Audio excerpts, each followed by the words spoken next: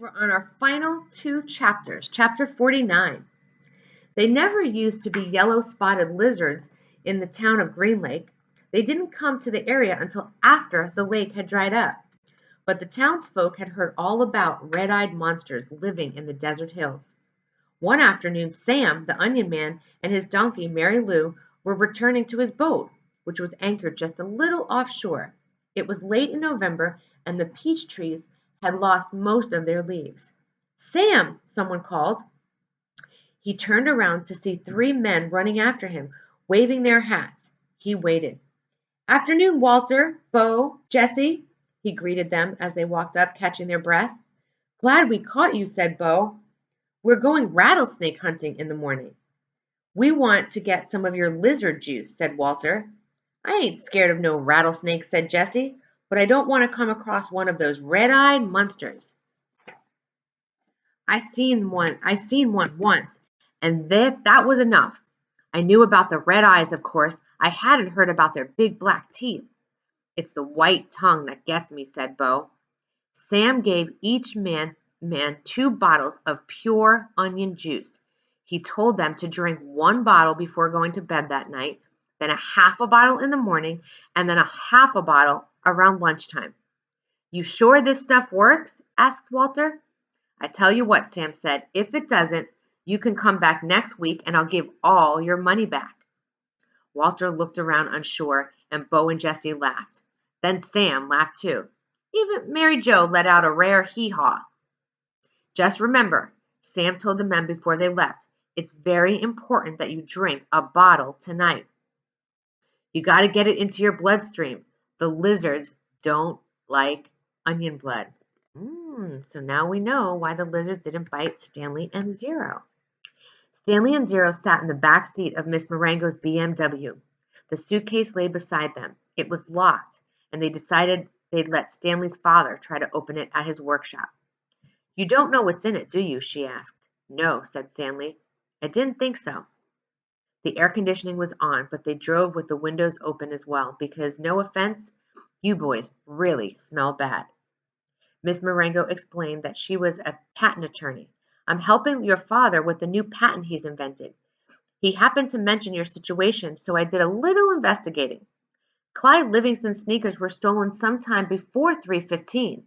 I found a young man, Derek Dunn, who said that at 3:20 you were in the bathroom fishing your notebook out of a toilet. 2 girls remembered seeing you come out of the boys' restroom carrying a wet notebook." Stanley felt his ears redden. Even after everything he's been through, the memory still caused him to feel shame. "So you couldn't have stolen them," said Miss Marengo. "He didn't." "I did," said Zero. "You did what?" asked Miss Marengo. "I stole the sneakers." The lawyer actually turned around while driving and looked at him. "I didn't hear that," she said, "and I advise you to make sure I don't hear it again." "What did my father invent?" Stanley asked. "Did he find a way to recycle sneakers?" "No, he's still working on that," explained Miss Marengo, "but he invented a product that eliminates foot odor. Here, I've got a sample in my briefcase. I wish I had more, because you 2 should bathe in it." She opened her briefcase with one hand and passed a small bottle to Stanley. It had a fresh and somewhat spicy smell. He handed it to Zero. "What's it called?" Stanley asked. "We haven't come up with a name yet," said Miss Marengo. "It smells familiar," said Zero. "Peaches, right?" asked Miss Marengo. "That's what everyone says." A short while later, both boys fell asleep. Behind them, the sky had turned dark, and for the first time in over 100 years, a drop of rain fell on the empty lake. And that ends with chapter 49. Now we go into, it's actually called part 3, Filling in the Holes, chapter 50. Oh, I'm so excited. Stanley's mother insists that there was never a curse. She even doubts whether Stanley's great-great-grandfather really stole a pig. The reader might find it interesting, however, that Stanley's father invented his cure for foot odor the day after the great-great-grandson of Elia Yelnats carried the great-great-grandson of Madame Zeroni up the mountain. The Attorney General closed Camp Green Lake. Miss Walker, who was in desperate need of money, had to sell the land, which had been in her family for generations. It was bought by a national organization dedicated to the well-being of young girls. In a few years, Camp Green Lake will become a Girl Scout camp.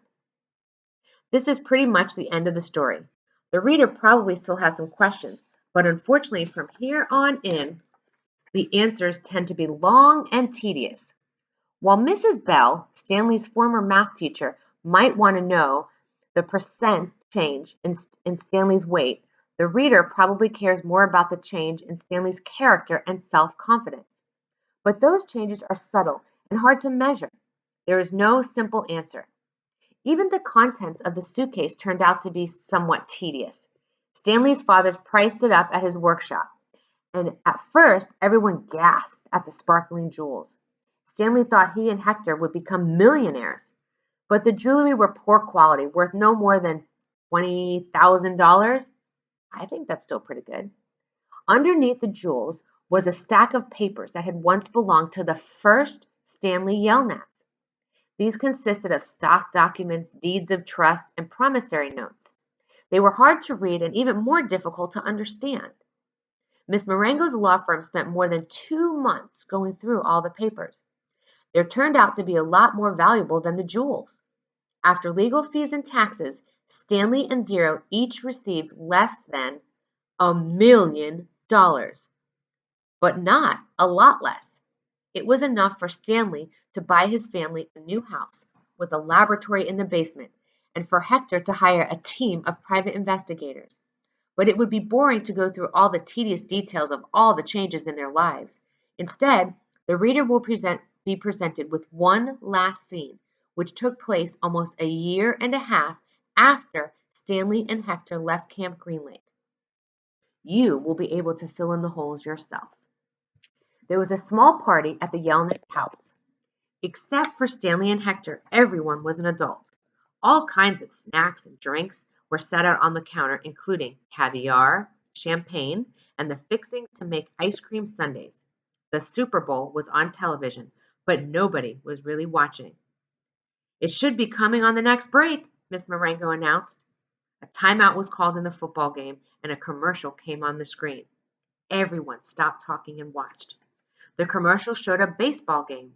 Amid a cloud of dust, Clyde Livingston slid into home plate as the catcher caught the ball and tried to tag him out. "Safe!" shouted the umpire as he signaled with his arms. The people at Stanley's house cheered as if the run really counted. Clyde Livingston got up and dusted off his shirt uniform. As he made his way back to the dugout, he spoke to the camera. "Hi, I'm Clyde Livingston, but everyone here calls me Sweet Feet." "Way to go, Sweet Feet," said another baseball player, slapping his hand. Besides being on the big screen, Clyde Livingston was also on the couch next to Stanley. "But my feet weren't always sweet," television star said as he sat down on the dugout bench. "They used to smell so bad that nobody would sit near me in the dugout. They really did stink," said the woman sitting on the couch on the other side of Clyde. She held her nose with one hand and fanned the air with the other. Clyde shushed her. "Then a teammate told me about sploosh," said the television Clyde. He pulled a can of sploosh out from under the dugout bench and held it for everyone to see. "I just spray a little on each foot every morning, and now I really do have sweet feet. Plus, I like the tingle." "Sploosh," said a voice, "a treat for your feet, made from all natural ingredients. It neutralizes odor-causing fungi and bacteria. Plus, you'll like the tingle." Everyone at the party clapped their hands. "He wasn't lying," said the woman who sat next to Clyde. "I couldn't even be in the same room with his socks." The other people at the party laughed. The woman continued, "I'm not joking. It was so bad." "You've made your point," said Clyde, covering her mouth with his hand. He looked back at Stanley. "Will you do me a favor, Stanley?" Stanley raised and lowered his left shoulder.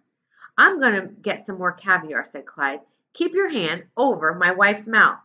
He patted Stanley on the shoulder as he rose from the couch.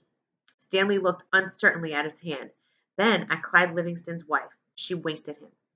He felt himself blush and turned away to see Hector, who was sitting on the floor in front of an old stuffed chair.